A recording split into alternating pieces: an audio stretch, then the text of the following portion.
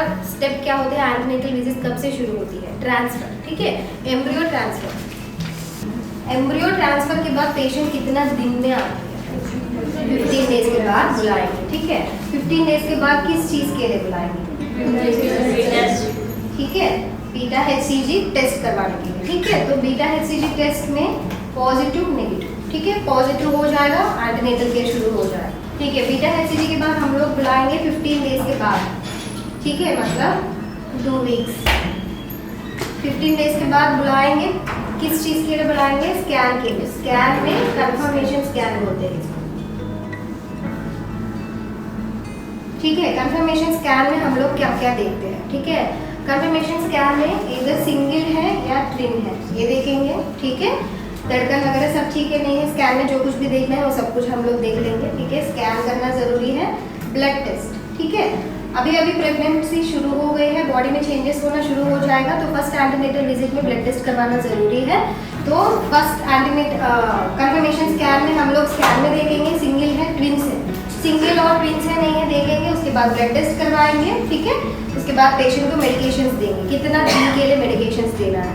और confirmation scan में baby का ग्रोथ कितना तक हुआ है, ठीक है, वो 6 वीक्स ग्रोथ होती है मोस्टली, 6 वीक्स प्लस, ठीक है। ताकि आप भी पेशेंट को बताएंगे 6 वीक्स मतलब 1.5 मंथ, पेशेंट को पता चले मेरा कितना महीना होगा, 1.5 मंथ आपका होगा, ठीक है।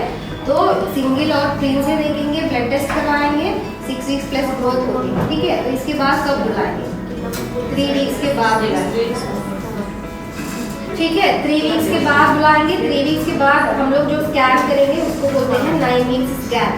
9 वीक्स स्कैन इसको क्यों करना है, ठीक है। 9 वीक्स स्कैन इसीलिए करना है, हमारे पास बहुत पेशेंट है जिसका पहले ट्विन होती है, उसके बाद आप बहुत बार सुने होंगे ट्राइमेस्टर ट्राइमेस्टर ट्राइमेस्टर। ट्राइमेस्टर मतलब क्या है, फर्स्ट 3 मंथ्स फर्स्ट ट्राइमेस्टर, ठीक है। सेकंड 4th to 6 4, 5, 6 मंथ्स है सेकंड ट्राइमेस्टर, 6 के बाद जो है वो थर्ड ट्राइमेस्टर टिल डिलीवरी, समझ गए है ना। ये है ट्राइमेस्टर का मतलब है first 3 months first trimester, 3rd to 4th to 6th second trimester, 6 के बाद डिलीवरी तक थर्ड ट्राइमेस्टर। तो ग्रोथ वगैरह ठीक है नहीं देखने के लिए, दोनों बेबी का ग्रोथ ठीक है नहीं देखने के लिए, और इनकेस ब्लड टेस्ट में कुछ परेशानी है तो उसको ट्रीटमेंट हम लोग पहले से ही शुरू करेंगे, जैसे ब्लड टेस्ट वाला लोग जो करेंगे कि ब्लड टेस्ट आप लोग भेजेंगे, अगर उसमें कुछ शुगर है थायराइड है तो उसको दवाई अपने आप शुरू हो गई है नहीं है देखने के लिए, ठीक है। अगर नहीं है पहले से ही पेशेंट को बीपी है शुगर है ये दोनों अगर कंट्रोल में है नहीं है वो देखेंगे, है ना, समझिए, है ना। तो 9 वीक्स स्कैन इसीलिए इम्पोर्टेंट है कि ग्रोथ वगैरह देखने के लिए, और ब्लड टेस्ट में कुछ परेशानी है नहीं है देखने के लिए, पेशेंट को और कुछ कंप्लेंट्स है like most common complaints in first trimester जो होता है नेचुरली नॉर्मली वो होता है कि नॉसिया वॉमिटिंग मॉर्निंग सिकनेस, ठीक है ना। तो उसको ट्रीटमेंट करने के लिए, ठीक है ना। तो ये नॉसिया वॉमिटिंग जो होती है मॉर्निंग सिकनेस जो होती है सिंगल में कम होती है, ठीक है ना, सिंगल में कम होती है, ट्विंस में ज़्यादा होती है, ठीक है। इसीलिए क्योंकि ट्विंस में जो HCG हार्मोन जो है बहुत ज़्यादा होती है, ठीक है। तो इसीलिए उसको वॉमिटिंग बहुत ज़्यादा होने का डर रहता है हमेशा, ठीक है। किसी किसी को अनकंट्रोलेबल होती है, उसको हॉस्पिटल में एडमिट होना है, ओरली कुछ देना नहीं है, IV फ्लूइड्स चलाना है, 3-4 दिन हॉस्पिटल में रखना है, उतना हेवी होती है, उसको बोलते हैं हाइपरेमेसिस ग्राविडा, ठीक है। ये सारा कंप्लाइंस जो है उसको हम लोग पहले से विदिन 3 वीक से हम लोग पेशेंट को बुलाएंगे तो कंट्रोल कर सकते हैं दवाई से, ठीक है। दवाई जो कुछ भी देना है आप लोगों को उतना डीप मत जाओ, बस इतना देखना है कि कंप्लाइंस जो है कॉमनली होती है वॉमिटिंग्स होती है, उसके लिए एंटीबायोटिक्स देना है, ऑनलाइन वगैरह देना है, डॉक्सिनेट देना है, वो सब कुछ देना है, ठीक है। तो 9 वीक स्कैन का इम्पोर्टेंस पता चलिए, ठीक है। बस स्कैन करेंगे, ग्रोथ वगैरह सब ठीक है नहीं देखेंगे और दवाई देंगे, ठीक है। दवाई का हम अलग से यहाँ बता दे रहे हैं।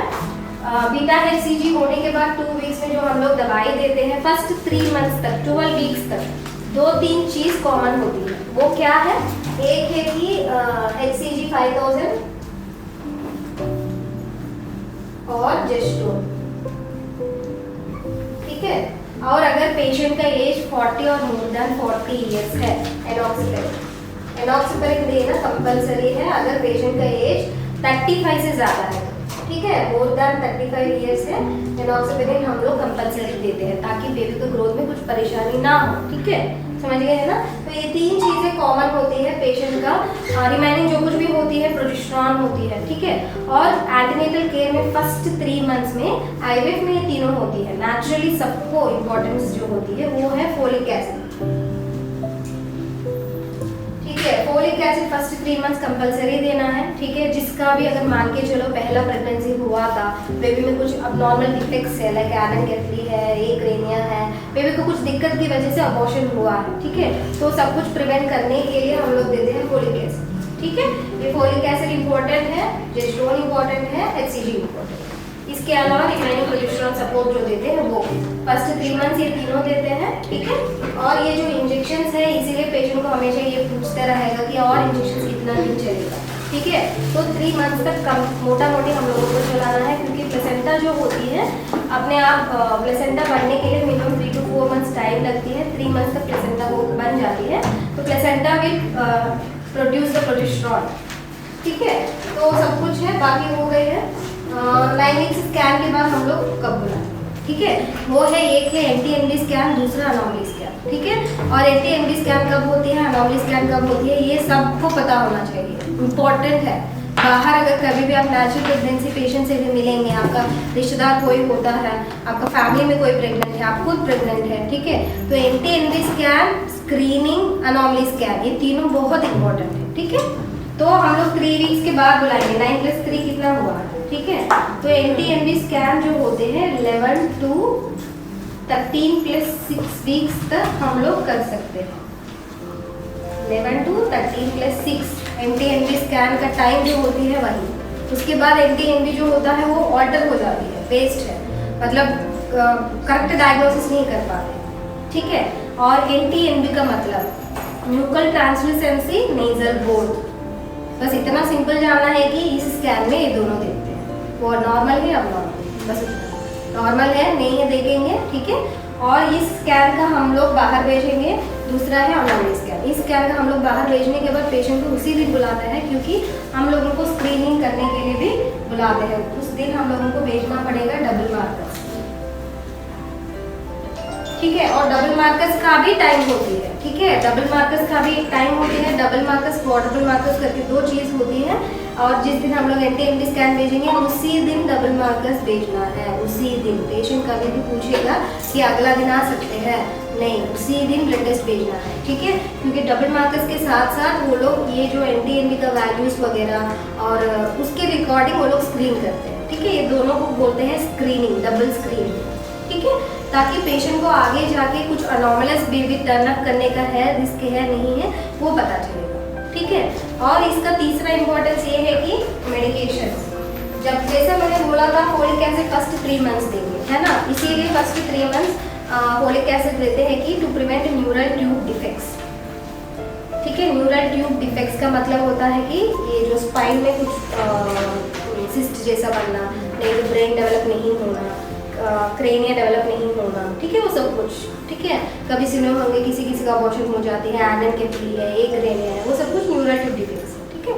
तो first 3 months folic acid important है हम लोगों की तरफ से। Gestone, HCG, remaining progesterone support important है। अगर एज ज़्यादा है तो एलॉक्सपेरिन इंपॉर्टेंट है, ठीक है। 35 के बाद हम लोग मोस्टली दे देते हैं, 40 एज के बाद कंपल्सरी, ठीक है।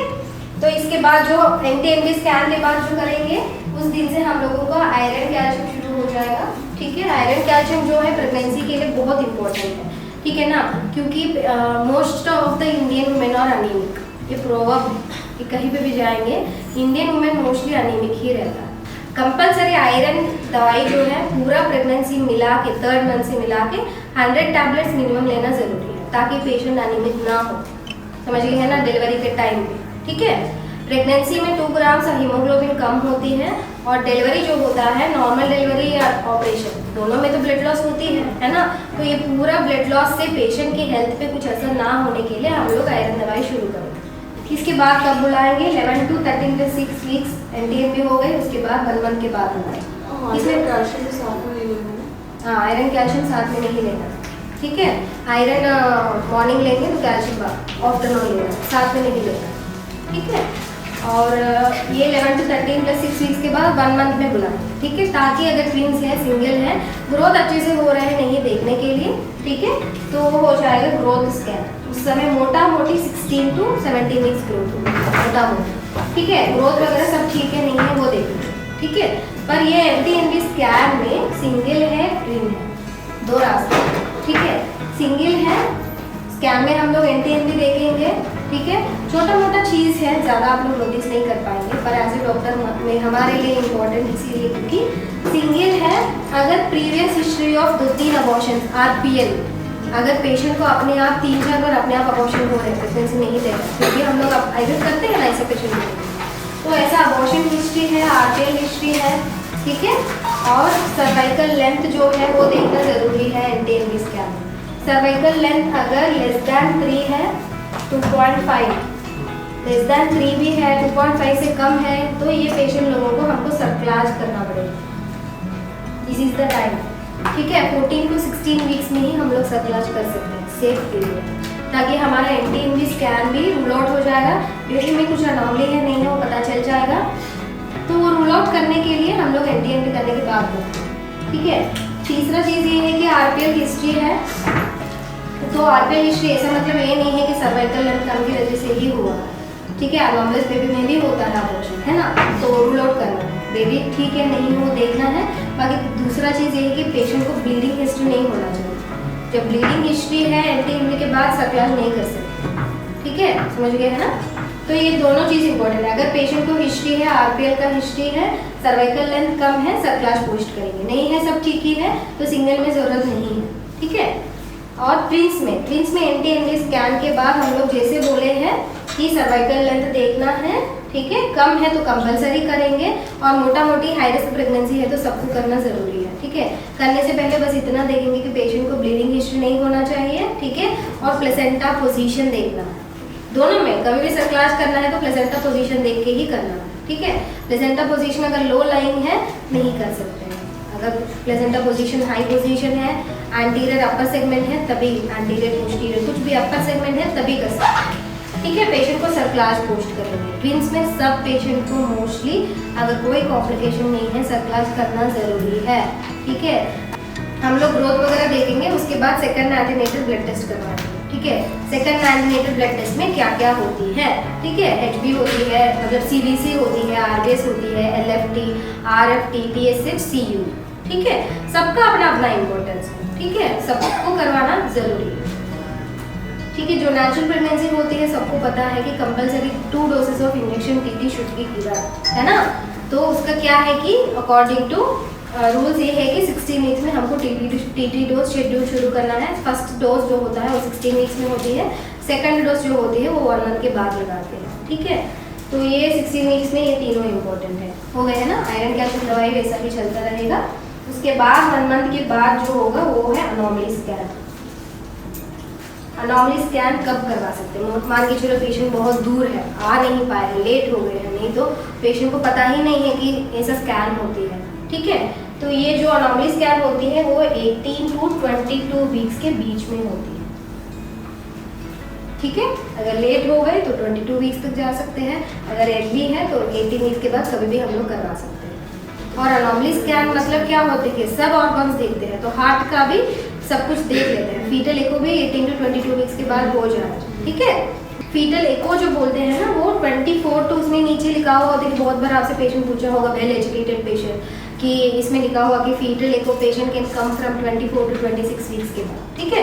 तो मोस्टली फीटल एको जो होती है वो 18 to 22 वीक्स में हो जाती है। अगर इन केस पेशेंट का 2-3 चीज़ें हैं तो उस समय हम लोग फीटल एको के लिए फिर से भेजें, like more than 45 years of age, तब मैटरनल एको भी इम्पॉर्टेंट है, फीटल एको भी इम्पॉर्टेंट है, ठीक है।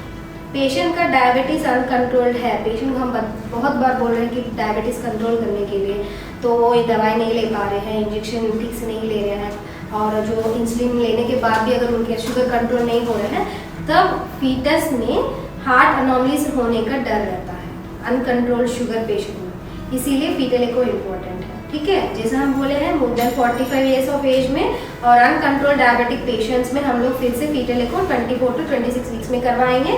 और तीसरा ये में करवाएंगे अगर इनकेस अनॉमली स्कैन में कुछ दिया हो हार्ट के रिलेटेड, ठीक है। जैसे हम बोले हैं कि FT scan, double markers, iron, calcium, ये तीनों के साथ साथ ठीक है। हम जो बोले हैं first 3 months HCG, Gestone, folic acid important है, ठीक है। तो HCG, जेस्टोन 3 मंथ्स तक ही देते हैं, उसके बाद जरूरी